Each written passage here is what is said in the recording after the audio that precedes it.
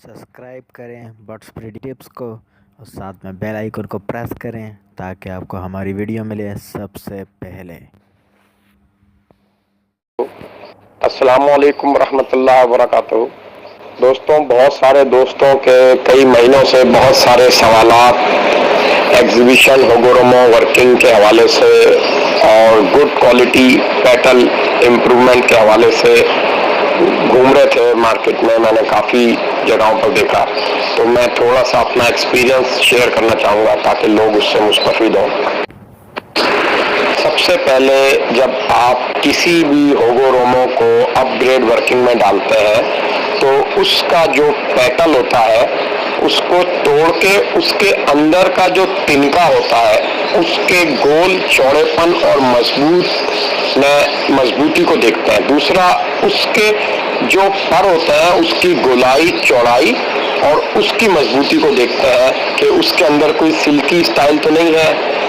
गोल होना चाहिए, चौड़ा होना चाहिए, बहुत ज्यादा लंबा ना हो, बहुत ज्यादा पतला ना हो, गोल चौड़ा हो बड़ा। बर्ड के ऊपर के पेटल काउंट करते हैं, आया 11 है, 13 है, 15 है। और उस बर्ड के बाप दादा, माँ दादी, नाना नानी, ठीक है ना, इन चीजों को भी सर्च करते हैं कि उसके अंदर किस किस्म के स्टैंडर्ड्स के पेटल आ रहे हैं। ऐसे ही चौड़े तिनके वाले चौड़े पेटल आ रहे हैं एक फूल की तरह खिले हुए, या मिसिंग पेटल बैकफिल आ रहे हैं। जब आप श्योर हो जाते हैं कि इस बर्ड का क्वालिटी स्टैंडर्ड आबाव दाद से अच्छा आ रहा है तो उस बर्ड को आप मूव कराते हैं आउट क्लास के लिए। अब आउट क्लास किससे करते हैं उसको भी सुनना है।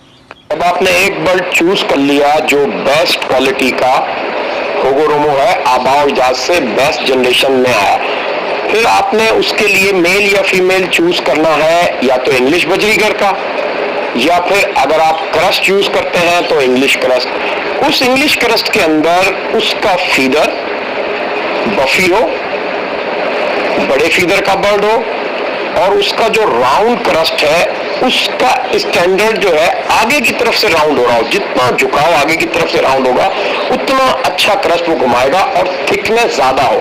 और उसके भी जो हेड के फीदर हैं आप तोड़ के उसकी लेंथ चेक करेंगे, जितना लेंथी फीदर होगा उतना अच्छा रिजल्ट देगा।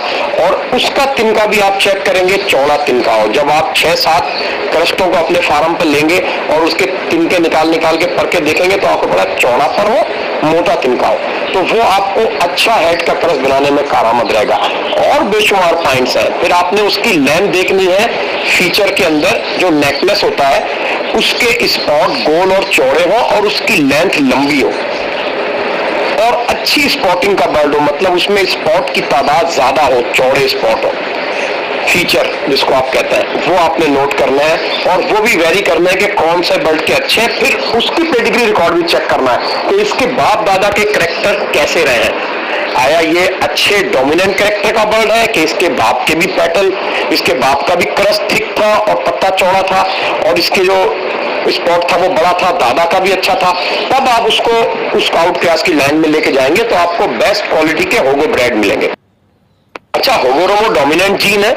अक्सर ऐसा होता है कि जब आप क्रस्ट के साथ होगोरोमो डालते हैं आपको पहले ही क्लच के अंदर कुछ पेटल के बर्ड मिल जाते हैं, 3 पेटल, 4 पेटल, 5 पेटल के, और कुछ जगहों पे सादे बर्ड भी मिलते हैं। लेकिन आपने उस बर्ड के फीचर को देखते हुए और फीदर क्वालिटी को देखते हुए आगे यूज करना है कि आया ये बर्ड कितना कारआमद है अपने फीचर और फीदर में। जब आप उसका प्रोजेनिक टेस्ट लगाएंगे तो वो बर्ड अपना जनरेशन के अंदर रिजल्ट बताएगा कि मैं किस कैटेगरी के बच्चे निकाल रहा हूँ। डेफिनेटली उसके पार्टनर का भी 50% किरदार होगा।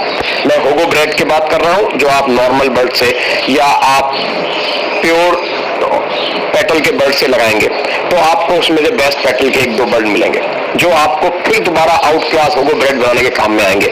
इस मराइल से आप चलते रहेंगे, F1, F2, फिर F3 रिवर्स, फिर F4, फिर F5, फिर F6। इस तरीके से आपका bird step by step upgrade होता रहेगा। बहुत सारे बच्चे निकालने में चंद बच्चे आपको परफेक्ट मिलेंगे तो उनको फिर आपने ऊपर स्टेप बाय स्टेप लेके जाना है।